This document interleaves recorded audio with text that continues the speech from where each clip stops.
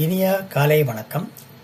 உங்கள் அனைவரையும் உலக மின்னல் அன்புடன் வரவேற்கின்றது. இன்றைய தலைப்பாக நான் எடுத்துக்கொண்டது கனடா ரெவென்யூ ஏஜென்சி, அதாவது கனடிய வருமான வரி TFSA முதலீட்டாளர்களை கவனித்து வருகின்றது. இதுக்கு இந்த ரெட் ஃபிளாக்ஸை தவிர்க்கும்படி வேண்டிக் கொள்ளுமாறு இந்த பதிவில் நாங்கள் பார்க்க போகின்றோம். உங்கள் TFSA, அதாவது டாக்ஸ் ஃப்ரீ சேவிங் அக்கவுண்ட் என்பது பணம் போட்டால் போதுமன்ற கணக்கு என்று நினைக்கின்றீர்களா? அதுதான் தவறு. அப்படியானால் கவனம். கனடா ரெவென்யூ ஏஜென்சி, அதாவது கனடிய வருமான வரி திணைக்களம் காரியாலயம் உங்கள் TFSA செயல்பாடுகளை மிக நெருக்கமாக கவனித்து வருகிறது. ஒரு சிறிய தவறு கூட உங்கள் டாக்ஸ் ஃப்ரீ லாபத்தை டாக்ஸபிள் இன்கம், அதாவது வருமான வரி செலுத்தக்கூடியதாக மாற்றிவிடலாம்.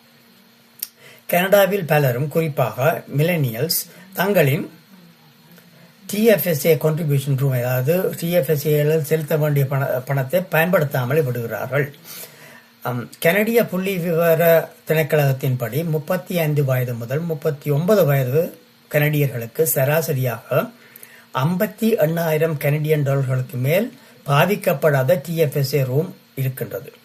அது என்ன அர்த்தம்? டாக்ஸ் ஃப்ரீ ஆக வளர வேண்டிய பணம் பயன்படுத்தாமல் இருக்கின்றது. அதனால் முதலீடு செய்வது நல்லது. அதே வேளையில் தவறாக முதலீடு செய்வது ஆபத்தானதாகும்.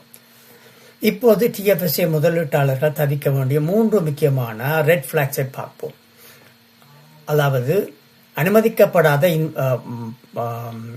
முதலீடுகள், அன்குவாலிஃபைடு முதலீடு செய்வது, இன்வெஸ்ட்மெண்ட்ஸ். TFSA-யின் மிகப்பெரிய பலன் என்னவென்றால் tax free growth, tax free withdrawals. உதாரணமாக, ஒரு பங்கில் $5,000 முதலீடு செய்து அது பல ஆண்டுகளின் பின் பெரிய தொகையாக வளர்ந்தால் TFSA-யின் மூலம் அந்த முழு வரி பணத்தையும் வரி இல்லாமல் எடுக்கலாம். ஆனால் CRA, கனடா ரெவென்யூ ஏஜென்சி திணைக்களம் காரியாலயம், TFSA-யில் அனுமதிக்கப்பட்ட முதலீடுகளை மட்டும் அனுமதிக்கின்றது. அதே வேளையில் TSX, NYSE, NASDAQ போன்ற எக்ஸ்சேஞ்சுகளில் ட்ரேட் ஆகும் பங்குகள், பாண்ட்ஸ், ETFs, மிக அதிக வொலட்டிலிட்டி உள்ள சில கிரிப்டோ ப்ராடக்ட்ஸ், டிரைவேட்டிவ்ஸ் போன்றவை ஆபத்தானவையாகும். நீங்கள் US ஸ்டாக்கில் கூட முதலீடு செய்யலாம், ஆனால் US டிவிடெண்ட்ஸுக்கு வித்ஹோல்ட் டாக்ஸிங் இருக்கும். அதனால் TFSA-க்கு growth focus ஸ்டாக் அதிகம் பொருத்தமானவையாகும். இரண்டாவது ரெட் பிளாக், TFSA-வை ட்ரேடிங் அக்கவுண்டாக பயன்படுத்துவது. இது பலரை சிக்க வைக்கும் ஒரு விடயமாகும். TFSA என்பது ட்ரேடிங்குக்கு பாவிப்பது அல்ல, லாங் டேர்ம், அதாவது நீண்டகால சேமிப்புக்காக பாவிக்கப்படும் ஒரு அக்கவுண்ட். ஒவ்வொரு வாரம் சிறு தொகையாக பங்குகளை வாங்குவது சரிதான். ஆனால் அதே ஒரு வழக்கமாக கொண்டு இன்வெஸ்டிங் செய்து அதை பங்குகளை வாங்கி அடிக்கடி வாங்கி விற்று லாபம் எடுப்பது என்றால் அது ட்ரேடிங் ஆக்டிவிட்டி என்று கனடா வருமான வரி திணைக்களம் கருதி உங்களுக்கு அதுக்கு வரி நீங்கள் செலுத்த வேண்டி வரலாம். அதுக்கு கேபிட்டல் கெயின்ஸ் டாக்ஸ் என்று சொல்வார்கள். CRA எத்தனை ட்ரேட் அதிகம் என்று ஒரு தெளிவான ரூல் இல்லை, அதாவது சட்டம் இல்லை.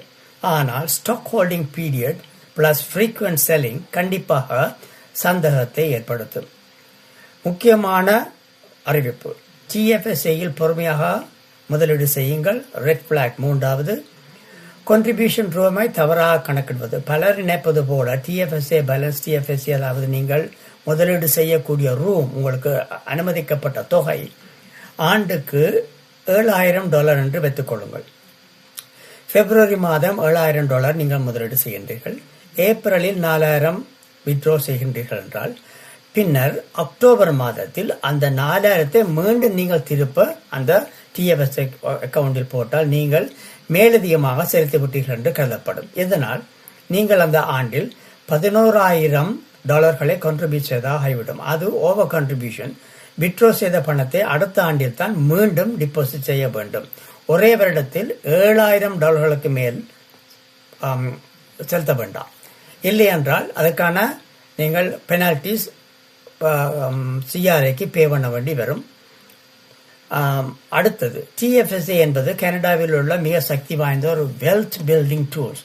ஆனால் அது சரியாக பயன்படுத்தினால் மட்டுமே உங்களுக்கு நன்மை பயக்கும்.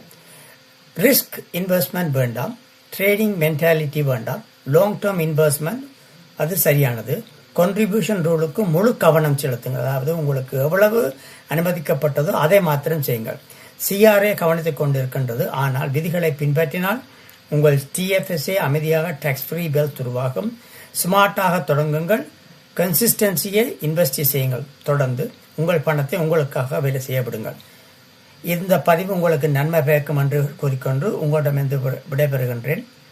நன்றி, வணக்கம். இதை மற்றவருடன் பதிவு பகிர்ந்து கொள்ளுமாறு வேண்டிக் கொள்கின்றேன்.